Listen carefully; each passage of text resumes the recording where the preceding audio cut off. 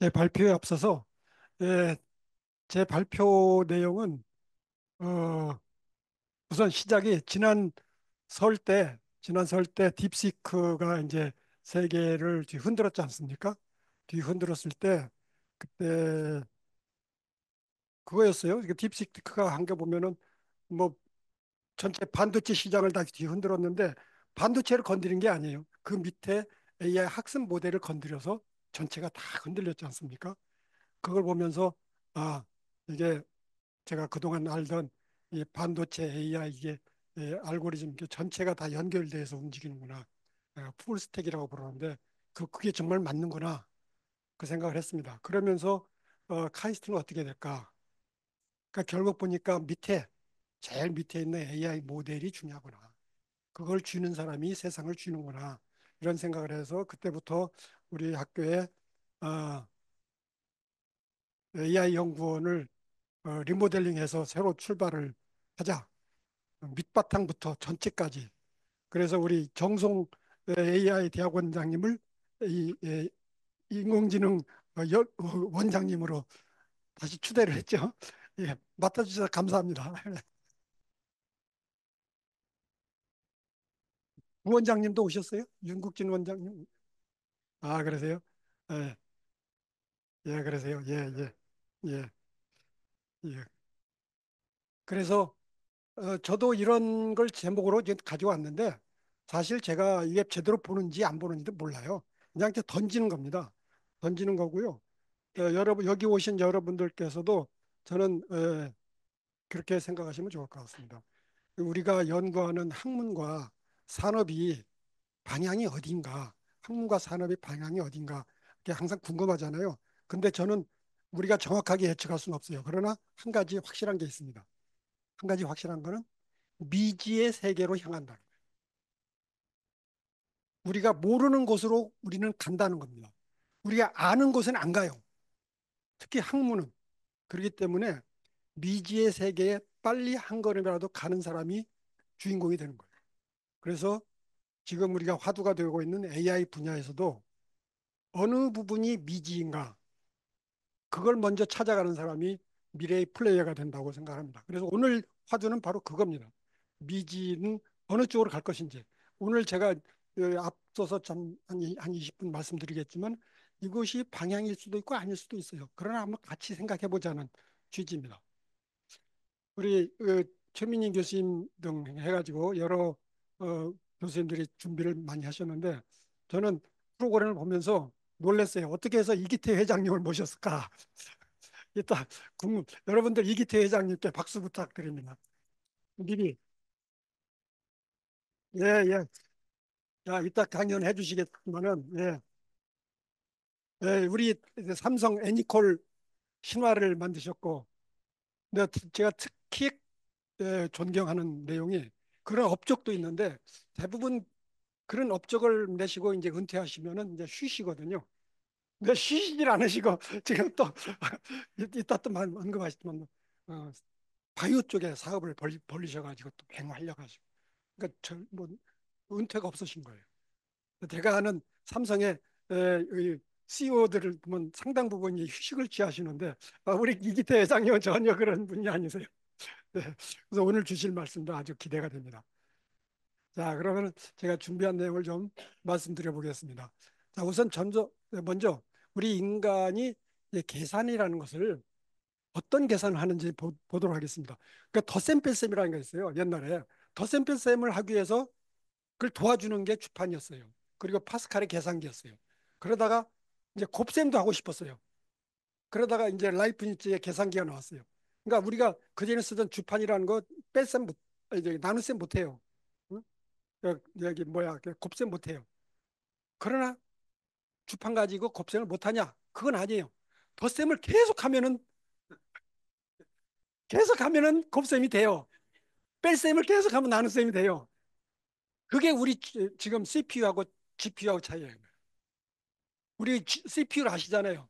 CPU는 쉽게 말하면은 덧셈 뺄셈을 계속 잘하는 거야. 근데 지금 AI 모델은 무엇이 필요한 세상이 됐냐면 여기서 말하는 이제 곱셈처럼 그 다음에 행렬 계산이야. 그러니까 CPU 가지고 덧셈 뺄셈을 계속 하면 하긴 해. 그런데 효율이 떨어져. 근데 그걸 곱셈 뺄셈을 빨리 할 수 있는 방식을 만든 게 이제 GPU인 거죠. 바로 그런 차이입니다. 그래서 근데 그다음에 제곱근 제곱 뭐 삼각법 이거 하는데 여러분들 계산 잘하는 거 아세요? 그런 게 있었어요. 계산자 슬라이딩 해가지고 어림수 하는 거 이런 식으로 우리가 계산도 우리가 그냥 단순히 계산한다 그러지만은 계산의 종류가 있고 거기에 맞는 그 도구들이 개발된 적이 있어요. 그래서 이제 행렬 계산 지금 행렬 계산이 바로 이제 우리 GPU가 잘한다 해서 우리가 이제 하는 거고 그러면 이제 계산 중에 미분, 적분, 삼각법 이런 거는 또 뭐가 잘하냐 아직 모르겠어요. 이것을 잘하는 또 이제 프로세서가 만들어질지도 몰라요. 지금도 미분, 적분 할 수는 있어요. 그러나 매니 반복하면은 그게 가능해지지만은 그냥 빨리 하는 건 없는 거죠. 자, 이와 같이 또 3단 논법, 뭐 논리학 이런 것들도 다 계산의 하나죠. 자, 이런 게 이제 우리 인간이 계산 종류에 있다는 걸 보고 우리 이제 컴퓨터하고 이제 컴퓨팅 반도체를 보면은 가장 기본이 우리가 컴퓨팅 모델입니다. 지난번 우리가 딥시크 모델 봤듯이 컴퓨팅 뭐예요? 컴퓨팅 모델은 어떤 내용의 계산이냐 이거예요. 어떤 내용의 계산. 조금 전에 말했듯이 덧셈 뺄셈 계산할 건지 곱셈 할 건지 그것이 우리의 컴퓨팅 모델이에요. 삼각함수를 계산을 할 것인지 행렬할 것인지 그렇게 그게 정해지면은 인간이 그걸 원하면은 그 다음에 할 수 있는 게 계산하는 프로세서 반도체가 그 다음에 붙는 거죠. 요걸 잘해주는 그 다음에 그거를 옆에서 저장해주는 메모리 그리고 또 이걸 연결해주는 패키징 기술 그리고 이 전체를 아우르는 소프트웨어 이게 하나에 연계되어 있는 거예요. 이것 보고 이제 풀스택이라고 불러요. 예. 그래서 그동안에는 우리가 예, 우리 한국의 경우에 예, 요거에 중점을 뒀어요. 요거에 중점. 요거는 이건 인텔이 하는 거야. 우리 관심 안 써. 요것만 잘하면 돼. 그런 생각을 했어요. 그랬는데 어느덧 보니까 제일 밑에가 컴퓨팅 모델이 바뀌었어. 그러니까 덧셈 뺄셈 이것만 곱셈 나눗셈만 하면 됐는데 이제 AI 모델이 나오니까 이제 행렬 계산이 필요하게 됐어. 그러니까 이게 바뀌었어. 이게 이제 GPU로 바뀌었어. 그러다 보니까 여기 메모리가 바뀌어야 돼. 삼성이 그때를 놓친 거예요. 예. 그 얘기를 좀 더 이제 하면서 자 이렇게 이제 풀스택 이 전체를 봐야 된다. 그래서 우리 AI 연구원은 요거 전체 그림을 우리 교수님들한테 막 전파시켜서 동시에 생각하게 그래서 아이디어를 밑에서부터 찾아내는 그렇게 해야 된다고 봅니다. 그래서 제가 그 조금 전에 그 풀스택을 왼쪽에 한번 그려봤어요. 그대로 그렸습니다. 네. 네, 그대로 했어요. 그래서 이제 위에 수직 계열이라는 제목만 쓰고 네. 에, 제가 이런 발표는 이제 우리 전문가 앞에서 처음 하는 거예요. 그래서 저도 긴장됩니다. 이게 국회의원들 상대로 했는데 국회에서는 그때는 자신 있게 해요. 그분들한테 간시 총장이 하면 그냥 예.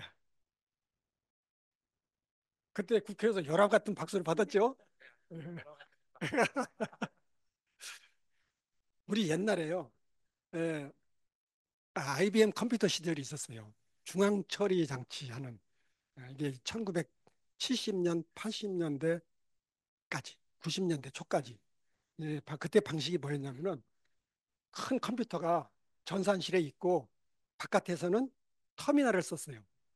그죠? 터미널 쓰고 어, 그 당시 우리 테이블에 있는 터미널이라는 거는 계산 기능이 없어요. 그냥 전송만 해주는 거예요. 여기에 모니터가 있고 그 시절이 있었습니다. 그 시절이 이제 계산 모델이 중앙 처리 장치예요. 그리고 그걸 계산해주는 CPU가 IBM에서 만든 거예요. 계산기. 그리고 그때 메모리도 IBM 만들었어요. 그리고 운영 체제도 IBM 한 거예요. 뭐 OS 360 막 이런 게 그겁니다. 이 시절 아마 어렴풋이 들은 적은 있을 겁니다. 이때 이 시절이 있었어요. 자, 이 시절이 있다가 이 인간의 이제 무슨 생각이 들었냐면 아니 이게 중앙에 다 있으니까 나도 컴퓨터를 갖고 싶어. 그래서 이제 퍼스널 컴퓨터 시대가 이제 전개된 거죠. 1980년 이제 이 스티브 잡스나 이제 이런 사람들이 나와서 이제 퍼스널 컴퓨터, 개인용 컴퓨터를 만들자. 어? 애플 PC 뭐 이런 거 아니에요? 그러다가 이제 IBM PC가 이제 됐죠. 그랬더니 PC가 됐어요. 근데 이때 계산을 잘해주는 것이 인텔의 CPU였어요. 그리고 또 거기에 붙어서 메모리를 역할을 잘해주는 게 우리 삼성이 만든 메모리다. 예. 그리고 그 운영을 해주는 소프트웨어가 마이크로소프트 윈도우즈. 요 시대가 온 거예요.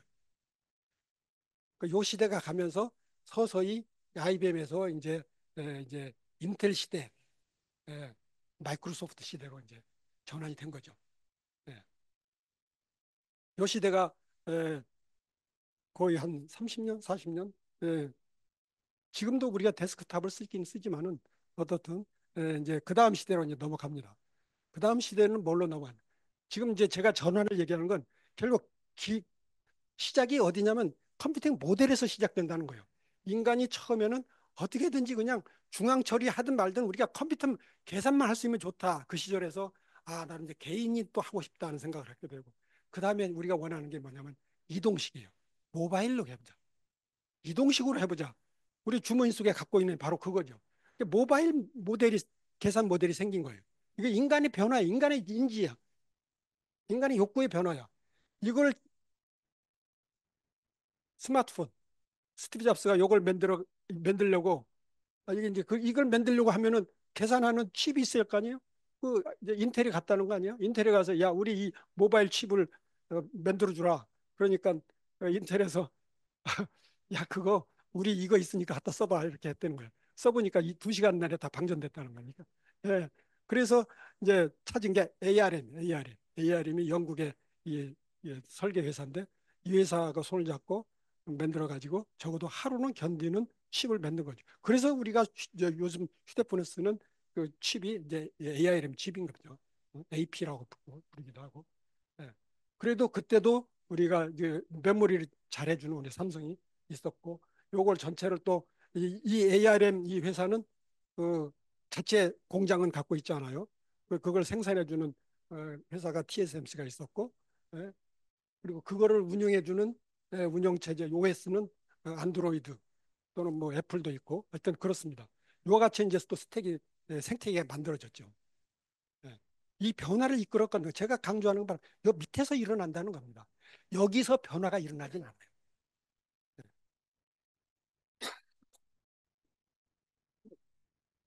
그 다음에 이제 AI 시대로 접어든 겁니다. AI 시대로 접어들었어요. AI 시대로 접어드니까 이거 계산 내용이 바뀌었어요. 여기서는 중앙에서 하다가 여기는 개인이 하다가 이제 모바일로 하다가 이제 계산 내용이 바뀌었어요. 계산 내용은 이제 우리 AI를 쓰게 되면 첫째가 뭐냐면요. 계산 내용이 텍스트예요. 변화가.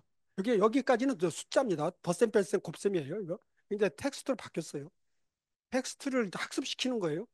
이걸 하려니까 기존의 CPU 가지고 계산은 돼. 아까 제가 얘기했잖아요. 덧셈기 가지고 뭐 수십 번 하면 곱셈이 되긴 되듯이 시간이 많이 걸린 거예요. 그때 이제 우리가 나타나서 이제 빛을 발하는 게 엔비디아의 GPU인 거죠. 행렬 계산. 동시에 병렬 처리하는데 용이한 엔비디아. 그리고 이때 또 잘 자리 잡은 게 하이닉스의 HBM. 예. 이거 생산들을 잘해주는 게 이제 패키징하고 TSMC. 근데 여기서 놀라운 게 이제 엔비디아가 이 소프트웨어까지 AI 소프트웨어 만드는 쿠다까지 소프트웨어까지 개발해서 이게 완전히 엔비디아 제국을 만들어 버린 거죠. 예. 이게 현재예요, 지금 현재.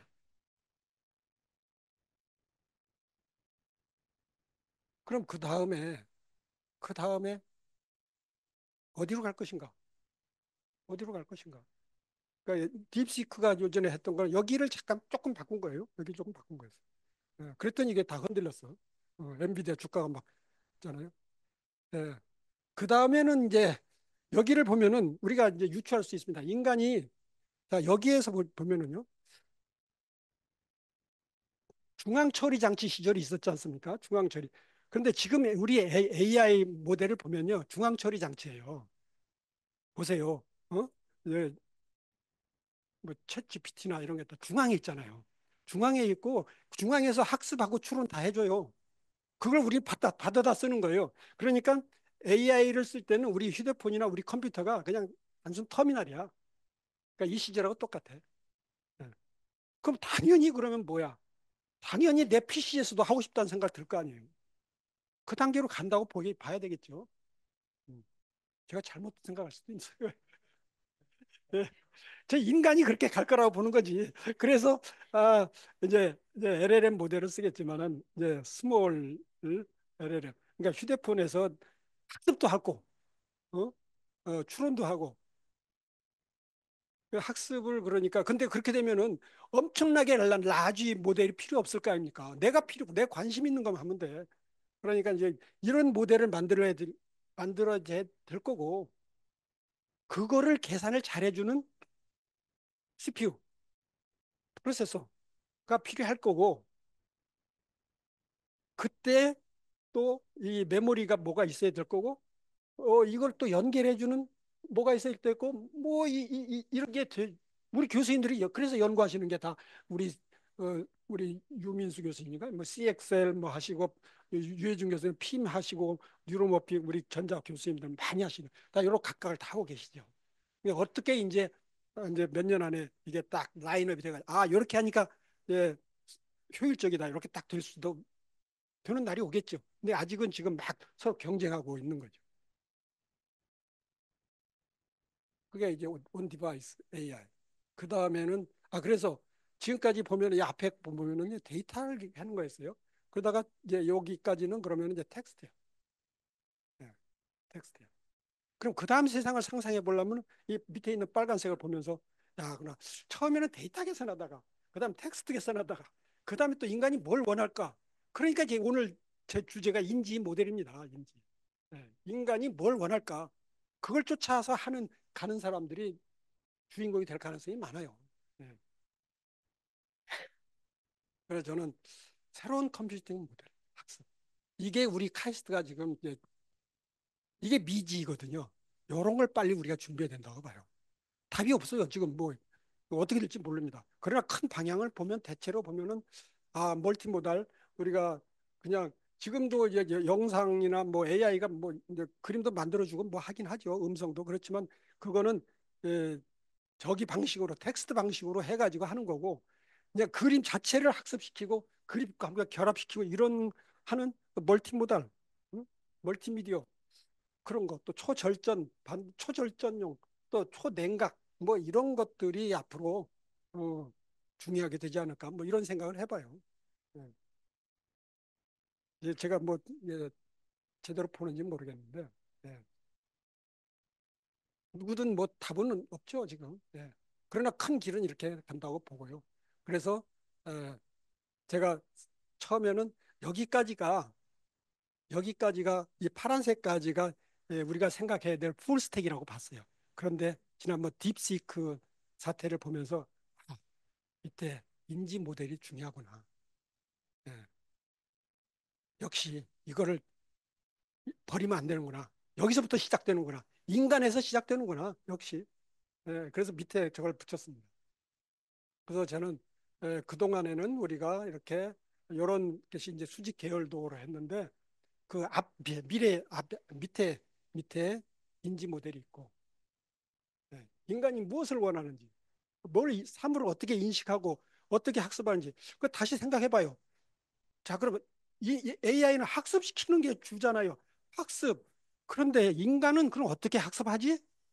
여기에 다시 딥시크 상황에서 제가 그 설 연휴 한 우리가 한 닷새 놀았잖아요. 그동안 계속 생각해봤어요. 인간은 어떻게 학습을 하지? 예. 그러니까 역시 브레인 모델하고 연결되고 뇌가 어떻게 작동하는지도 알아야 되고 인간이 어떻게 학습하는지 인간의 학습 모델은 그 인식론에서 철학에서 많이 논의했더라고. 예, 이미 그 전에. 근데 그거하고 이제 별개로 생각을 해왔어요. 물론 저만 그렇게 생각했는지 몰라도 그 연결을 안 지었어요. 그래서 그러니까 지금 우리가 학습하는 거는요. 제가 보기에 우리 우리 철학에서 보면은 그 경험론적 영국의 저 프란시스 베이컨이 하는 경험론 그 방식이에요. 데이터를 가지고 계속 학습을 해. 그럼 귀납법적으로 어떤 그 룰이 만들어져. 그거 가지고 이제 추론하는 거예요. 그게 이제 기존의 학습 방법이에요. 예. 근데 우리 인간의 학습은 그것만 가지고 하는 게 아니잖아. 다른 방법도 있어요. 데카르트가 생각하는 방법, 당위성, 합리론. 인간이란 이런 존재인 거야. 본질적으로 이게 있는 거야. 그 플라톤의 이데아 그런 철학 방식도 생각 인식론도 있는 거예요. 그러고 보니까 아 맞아. 우리 AI에서 이 AI가 이상한 비윤리적인 행동을 하고 막 그런 거 나와가지고 그게 문제가 되잖아요. 그거에 대해서 다들 그걸 걱정하는 것 같아요. 그게 그걸 합리론적인 방식. 응? 플라톤의 이데아 정신에 의해서 학습 모델을 만들면은 저는 될 것 같아요. 인간의 당위성이라는 거는 뭐냐? 윤리의식 아닙니까? 그것은 이미 우리 인간이 철학에서 논의를 많이 했던 거예요. 네. 합리론 데카르트의 방식이. 또 거기만 있냐? 또 그럼 이제 해겔이나 뭐 이제 그 칸트 이 사람들의 이제 관념론적 인간의 생각에 관념이 중요하다. 어떻게 생각하느냐? 바로 이런 방식도 할 수가 있고 존재론적인 방식도 있고 그러니까 인간은 그동안 사고 방식, 인식의 방식에 대해서 여러 가지 해왔어요. 근데 AI에 대해서는 그걸 한 적이 없이 그냥 데이터 가지고 때려 넣어서 학습시키는 것만 해왔던 것 같아요. 그래서 이런 기회에 우리가 밑에 인지 모델을 생각을 한다면은 그런 데서 힌트를 얻어가지고 더 이제 발전시키가 있는 거죠. 그래서 제가 우리 학교에 요런 게 풀스택에서 볼 때 우리가 지금 어떻게 준비되어 있는가 봤습니다. 그래서 제일 밑에 있는 브레인 모델은 뇌 바이오 뇌공학과하고 인지 뇌인지학과가 우리가 있고 또 인지 모델 디지털 인문 철학 그 뇌인지학과가 있고 컴퓨팅 모델은 당연히 우리 전산학 수리 예, 수학이 중요하죠. 여기가 인지 모델을 가져도 이거 수학적으로 모델링을 해야지 컴퓨터로 들어가는 거기 때문에 그 수학과가 중요해요. 예. 그래서 딥시크 하는 사람도 수학하던 사람 아니에요. 예. 근데 당연히 우리 AI 대학원 전산과거든요. 그리고 이제 메모리 아니, 이제 반도체 부분에서는 우리가 뭐 막강하죠. 예. 세계 최고 수준이니까. 예. 여러 과가 있고 그 위에 이제 전체를 운영하는 이제 소프트웨어 그 전산과 뭐 전기전자학과 우리 학교에는 이런 과들이 다 이게 포진되어 있는 것 같아요. 예. 그런데 이제 앞으로는 지금까지는 우리 과는 이것만 쳐다봤어. 우리 과는 이것만 쳐다봤는데 이제 전체를 같이 보면서 항상 머릿속에서 이 그림을 갖고 가는 게 좋겠다 생각을 하는 거죠. 그래서 저는 이제 5년 후 2050년에는 이 세상을 지배할 사람이 이런 사람들이 아닐까 생각이 들어요. 우리 브레인 인지 모델에 기반한 AI 모델을 쥐는 사람. 그 사람들이 제일 밑에 있는 기반에 그리고 초집적, 초고속, 초절전, 냉각 반도체를 만들 수 있는 사람들이 세상을 지배하고 그리고 또 한 가지 우리 인간에게 컨스트레인트가 전기예요. 이걸 운영하려면 이제 데이터 센터 전기야. 그래서 이 위에 있는 것들은 저는 우리 상상력으로 해결이 돼요. 누가 하느냐 문제지 상상력으로 이걸 해결할 수가 있다고 봅니다. 그래서 이건 한계가 없다고 봐요. 무한대로 발전할 거라고 봅니다. 그런데 한계가 있는 부분이 바로 밑에야. 이건 자원이 지구가 가지고 있는 자원이기 때문에 요거는 한계가 있다. 이 컨스트레인트 내에서. 그래서 이거를 이제 돌파하는 방법은 SMR 원자로든지 또는 핵융합 핵융합이 되면 이게 또 해결이 돼버리죠. 그렇지만은 그 전에는 이런 컨스트레인트 속에서 우리가 상상력을 발휘해야 되겠다. 그런 생각을 해봅니다.